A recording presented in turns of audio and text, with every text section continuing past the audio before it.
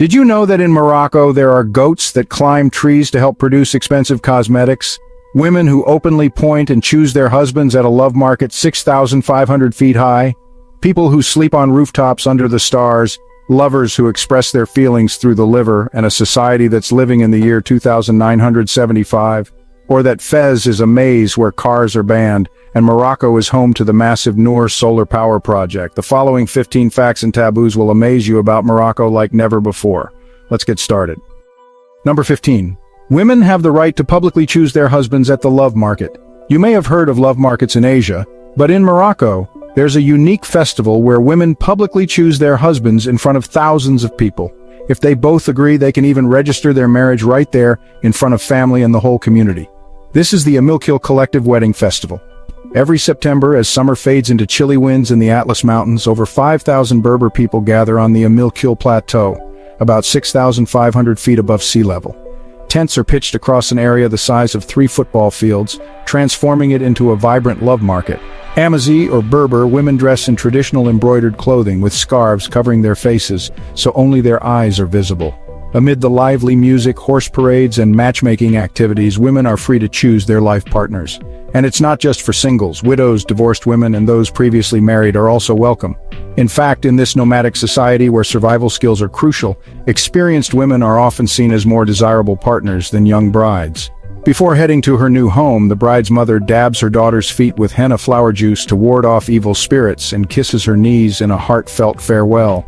The bride then sits alone in a room and is later carried on a mule, followed by a female relative whose special role is to lift her onto the bed at the groom's house without letting her feet touch the ground.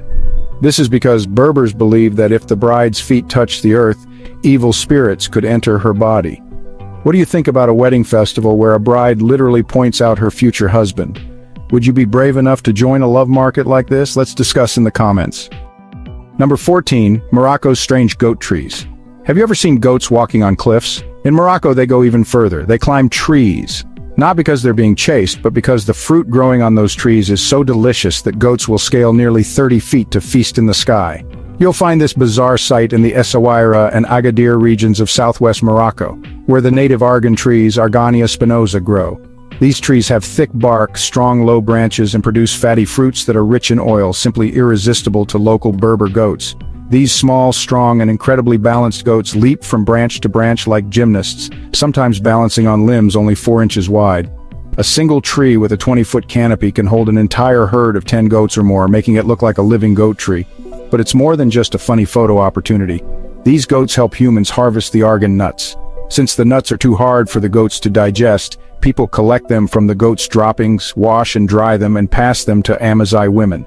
These women crack the nuts open by hand, grind them with stones, and press the oil using traditional methods.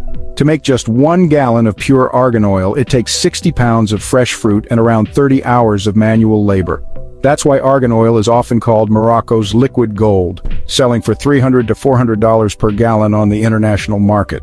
Luxury cosmetic brands like Tresor covet it for its rare quality.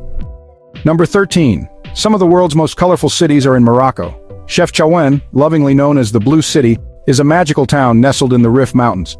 Every street and building is painted in shades of blue, creating a peaceful and poetic vibe. The color blue is said to symbolize the sky and heaven, enhancing the town's spiritual charm. Marrakesh, often called the Red City, captivates visitors with its terracotta-colored buildings. These warm tones reflect the city's history and the red sandstone walls that surround the ancient Medina. Inside, you'll find a maze of bustling markets, elegant palaces, and lush gardens, all showcasing Marrakesh's rich traditions. Fez, or the Golden City, stands out with its golden and yellow hues. These colors represent wealth, prosperity, and joy. As a historic center of trade, learning, and culture, Fez enchants visitors with narrow alleyways lined with ancient mosques, traditional madrasas, and vibrant souks. Then there's Casablanca. Its name comes from the Portuguese Casa Branca, meaning White House. Today, it's a modern, cosmopolitan city defined by whitewashed buildings and global influences, a sharp contrast to the old-world beauty of Morocco's other legendary cities. Number 12. A society that rejects cryptocurrency. While the rest of the world moves toward digital payments, Morocco still proudly lives by the motto, "Cash is king." Especially in traditional markets like the narrow alleys of Fez or the lively food stalls of Marrakesh, if you don't have Moroccan dirhams in hand, you're almost financially invisible. Most petite taxis, the small cabs used in Moroccan cities, don't have meters or card readers and only take cash. If you can't bargain, you might end up paying double for mint tea, street food, or handmade crafts like rugs and argan oil. Card machines are rare, even in popular tourist spots like Jama El Fna or the Fez Medina. Some vendors might accept euros or US dollars, but the exchange rate is usually unfavorable. For example, $20 might only get you $15 or $16 worth of goods. According to Morocco's central bank, just 18% of retail stores accept electronic payments, and this number drops below 10% in rural areas. In a country filled with small family-run shops and street vendors, cash remains the lifeblood of everyday business. Number 11. A country living nearly 950 years ahead of the world. Are they living in the year 2975? No, this isn't science fiction, and they're not from the future. It's simply because Moroccans, especially the native Berber community, use a calendar completely different from the rest of the world. While most of the world follows the Gregorian calendar, making it 2025 for us, the Berbers in Morocco follow their own system called the Amazigh calendar, which starts 950 years before Christ, the year Pharaoh Shoshenq I, a Berber king, began his reign in ancient Egypt. According to this system, the year 2025 elsewhere is actually 2975 in Morocco. Yes, nearly 950 years ahead of the rest of the world. Although the Gregorian calendar is still the official system used in government, education, and media, the Amazigh calendar remains alive and well in daily life, especially in the mountains and countryside. People use it to mark farming seasons, traditional holidays, and key life events like weddings, offerings, and the Amazigh New Year festival Yenayer, usually celebrated around January 12th. On this occasion, Berbers mark their own New Year with special foods, colorful clothing, and ancient spiritual rituals that have lasted for millennia. The Amazigh proudly say they don't need atomic clocks or satellites. They live by the cycles of the sun, the earth, the seasons, and the rhythm of their own universe. It's incredible. While the rest of the world chases virtual tech and blockchain, there's a community counting time with an ancient calendar, living nearly 1,000 years ahead of us all. Number 10. Morocco's rooftop sleeping culture. Have you ever slept under a sky full of stars right on your own rooftop? In Morocco, especially in hot cities like Marrakesh, Fez, or Casablanca, this isn't just a romantic idea, it's a centuries-old summer tradition. On sweltering nights when daytime temperatures soar past 104 degrees Fahrenheit and brick homes trap heat like ovens, people don't turn on the AC. Many homes don't even have it. Instead, they climb up to the rooftop and turn it into a second bedroom. A survey in Fez found that over 60% of traditional households still sleep on the roof during the summer. Moroccan homes often have flat, spacious rooftops with high walls, perfect for laying out rugs, setting up mattresses, hanging mosquito nets, and relaxing with the whole family in the open air. These rooftops become true living spaces for sleeping, dining, storytelling, and stargazing. It's not just about comfort. It reflects a deep Moroccan philosophy of blending with nature. In Islam, the night sky is when the soul is believed to be closest to God, and sleeping beneath it is seen as humble and pure. Number 9. Home to a rare wood sought after by Rolls-Royce, Mercedes, and BMW. You might be surprised to learn that one of the world's most expensive decorative woods, often found inside luxury cars like Rolls-Royce, Mercedes, and BMW, doesn't come from Europe, the US, or Japan. It grows only in Morocco, at the foot of the Atlas Mountains. This rare wood is called thuja, or the golden tree of the Middle Atlas. With swirling grain patterns like artwork, natural wave-like colors, and a gentle scent, thuja has long been prized for luxury interiors. Inside a Rolls-Royce Phantom, glossy thuja veneers can make the cabin feel like a mobile art gallery. Thuja's value doesn't come just from beauty. It's nearly impossible to mass-produce. It can't be farmed. Thuja only grows in harsh, semi-desert regions at 3,300 to 4,600 feet, where days are scorching, nights are freezing, and the poor soil defeats most other trees. Because it's so rare, luxury car makers sign contracts years in advance with Moroccan artisans to secure even small pieces. 1 cubic meter can cost $30,000 to $40,000. The woodwork alone in a luxury car's cabin can add $15,000 to $25,000 to the total price. Number 8. Begging as a way of life. You might assume begging is just a symptom of extreme poverty. In Morocco, that's partly true, but in many areas, begging has become a profession, complete with unwritten rules, systems, and even territories. In the busy alleys of Marrakesh or Casablanca, you'll often see familiar scenes: an old woman on a worn rug, whispering prayers in Darija, or a man in a traditional jalaba silently watching you. Friday, Islam's holiest day, is prime time. Professional beggars gather outside mosques waiting for worshippers to finish prayers when people are most generous. But honestly, appearances can be deceiving.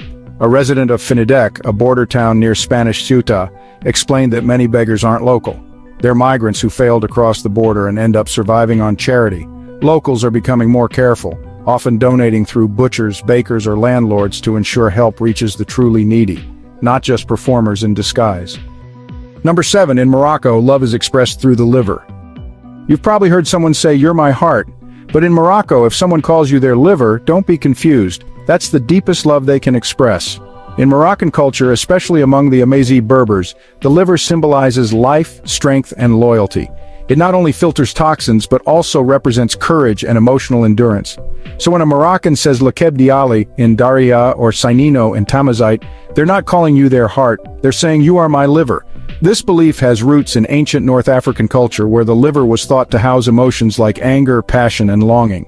In Moroccan poetry, you'll often find lines like, "My liver aches from missing her," rather than "my heart is broken." A survey at Mohammed V University found that over 80% of Moroccans aged 30 to 60 still use liver-related expressions to talk about love. Number 6, Morocco's dream of solar power conquering the desert. Would you believe that a North African country, mostly desert and with a population the size of California, is becoming a clean energy powerhouse? Morocco is doing just that. The Noor solar power plant in Ouarzazate is the most striking example. Located at the edge of the Sahara, Noor isn't just a solar farm. It's a giant mirror in the sand, with millions of reflectors arranged in a crescent shape, covering over 7,400 acres, which is roughly 30 square kilometers, about the size of Manhattan. At full capacity, Noor can supply electricity to over 1 million people, entirely from sunlight. Morocco is now praised by the World Bank and United Nations as a leader in Africa's green transition. While many developing countries still rely on coal and oil, Morocco has set a bold target: 52% of electricity from renewables by 2030, a goal even many G20 nations haven't dared to set. Why take such a leap? It's a mix of political vision, smart international investment, and transforming the once-feared desert sun into a powerful national resource. What if your country had a solar plant as big as Noor? Would you support 100% solar energy? Number 5, the world's largest car-free maze. Would you dare enter a place where maps don't work, GPS draws a blank, and every turn looks the same? Welcome to Fez, the world's largest car-free urban maze. Step into a real-life Arabian Nights setting with over 9,000 winding alleys, some say even more than 10,000. Many paths are so narrow that two people must squeeze past one another. The passageways twist like a cat's intestines, squeezed between centuries-old houses. There are no signs, no reliable maps, and absolutely no cars, no taxis, no trucks, no scooters. The only transportation is by donkey, cart, or foot. If you hear someone yell Balak, don't stand still, move aside, because a donkey loaded with goods might be barreling toward you. From meat and veggies to sofas and paint cans, everything is moved through alleys just 28 inches wide. Barely enough space for an animal, let alone a child's bike. Some joke that in Fez, you don't need Google Maps, you need a sixth sense and a bit of luck. It really is like a real-life survival game. Every turn holds a surprise. According to UNESCO, Fez's old city was founded in the 9th century and is home to Al-Qarawiyyin University, the oldest continuously operating university in the world. When you get lost here, you're not just off track. You're wandering through the depths of history. Number 4, photography ban people, palaces, and police. Think snapping a few street photos in Morocco is harmless? Think again. In Morocco, taking pictures of strangers without permission isn't just rude, it can in some cases get you taken to the police station. Moroccans, especially in rural areas or traditional markets, are very sensitive about cameras. Women in veils, men with long beards, and devout Muslims often refuse to be photographed, believing the camera's gaze can violate their purity. And if you accidentally point your camera at police, soldiers, or government buildings, including royal palaces or checkpoints, be prepared. In Morocco, this is a serious taboo and against the law. An American tourist once shared on Reddit that after taking a sunset photo that accidentally included a police station in the background, he was surrounded by 3 officers, had his camera confiscated, and spent nearly 4 hours explaining himself at the station. Stories like this aren't rare. According to Morocco's Ministry of the Interior, from 2019 to 2023, there were over 1,300 incidents involving tourists taking forbidden photos, mostly in big cities like Rabat, Fez, and Marrakesh. And how to avoid trouble? Simple. If you want to take someone's photo, just ask with a question like, "Excuse me, may I take your photo?" Not only does it show respect, it might lead to an interesting conversation instead of discomfort. Number 3, throwing away bread is forbidden. In many places, tossing leftover bread after a meal is totally normal, but in Morocco, that could earn you disapproving looks, or even be seen as sacrilegious. If there's leftover bread, Moroccans often save it for livestock, dry it out for snacks, or take it to the market to trade for essentials like soap, cleaning supplies, or even small repair services. For Moroccans, bread isn't just food, it's a sacred symbol of faith, labor, and God's blessing. That's why no family in Morocco would throw bread in the trash, no matter how much or how little is left. This respect for bread goes hand in hand with another Moroccan taboo: alcohol. As a Muslim country, Morocco doesn't totally ban alcohol, but many restaurants and hotels, especially those frequented by locals, won't serve any kind of alcohol, not even wine. If you want a drink, you'll need to go to places with a special license, usually tourist zones for foreigners. Even in some big hotels, the wine list is separate or hidden, only shown if you ask. Number 2, gender-separated bath times at Moroccan steam baths. Can you imagine a public place where usage times are strictly divided by gender, where men and women never bathe at the same time, and if you walk in at the wrong hour, the whole neighborhood might be talking? That's the hammam, the traditional Moroccan public steam bath where people cleanse both body and soul. Women usually go in the morning, men in the afternoon. In smaller towns, the schedule can even be divided by days of the week. This rule is unbreakable. No one argues because it's been this way for centuries. But hammams aren't just about getting clean. For Moroccan women, it's a place for therapy, storytelling, and bringing good luck. Brides must visit the hammam 3 to 7 days before their wedding for purification rituals. After funerals, women also return 3 or 7 days later to wash away sorrow. The hammam is full of rituals: hot steam, black soap made from fermented olives, rough scrubbing gloves, and the sound of women chatting. People bring aluminum trays, Atlas mountain clay, scented steam, and even children, creating a symbolic world rich in tradition. Number 1, eating with the right hand, and only 3 fingers. Did you know the way you pick up food could decide whether you get invited back to a Moroccan home? In Morocco, especially during traditional meals like tagine or couscous, people eat with their hands, but only with 3 fingers of the right hand, the thumb, index, and middle finger. It may sound simple, but it's not just a quaint custom. In Islam and ancient Amazigh beliefs, those 3 fingers represent moderation, cleanliness, and gratitude for food from above. Use your whole hand? That's seen as greedy, disrespectful, or even as taking someone else's good luck. In many villages, using your left hand is even more taboo. The left hand is considered unclean, used for personal hygiene. If you accidentally eat with your left hand, especially in front of elders, they might leave the table, go silent, or never invite you again. In fact, according to Morocco World News, over 72% of Moroccans still eat with their hands on special occasions. Nearly 60% believe eating with the wrong hand or fingers is an insult to the spirit of the meal. If you're invited to a Moroccan family meal, especially in the countryside or at a traditional event, watch first. Don't rush to grab food, and don't be afraid to ask, "Would you mind showing me the right way to eat this?" Moroccans are very hospitable, as long as you respect their customs. From strange habits to jaw-dropping taboos, every corner of Morocco hides surprises you'd never expect. Have you ever experienced something unique in this country? Share your story in the comments below, and don't forget to subscribe to the channel to discover more taboos, cultural secrets, and shocking facts from around the world.